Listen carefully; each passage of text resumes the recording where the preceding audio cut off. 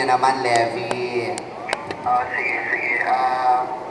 Ay, Jen, happy birthday. Sana, sana masaya ka ngayong araw na to. Talaga, anong magiging sarili mo kasi,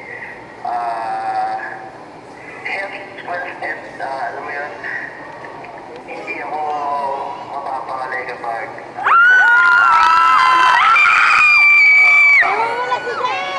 sana, lagi kang safe, lagi kang masaya, sana, huwag kang maging sweet, maasikaso, malambing, saka, Sige na. mag-ingat ka palagi. Sweet ba si Jen? Sweet pa siya? Ah, sabi ko kung sweet pa siya. Ay, sobra. Gaano siya ka-sweet at paano siya magpakita sa'yo ng sweetness? Ibang klase siya eh. Kasi minsan kung akala ko sweet na yung ginagawa ko, yung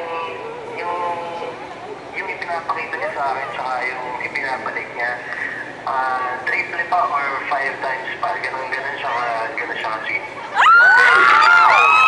Meron daw ata gustong itanong si Jen sa'yo. Kausapin mo naman siya. Hi. Hello, kamusta? Hi! Kumusta ka dyan? Okay naman. Hi naman. Kapatid ko yan. Ayun, nakatulog ako kaya hindi kita na message kanina. Medyo ngayon ako nag-isip. Then, naka-speaker ka. Alam mo, naka-speaker ka, kaya nagulat at sumagot ka na nakatulog ka. Natawa si Jenilyn.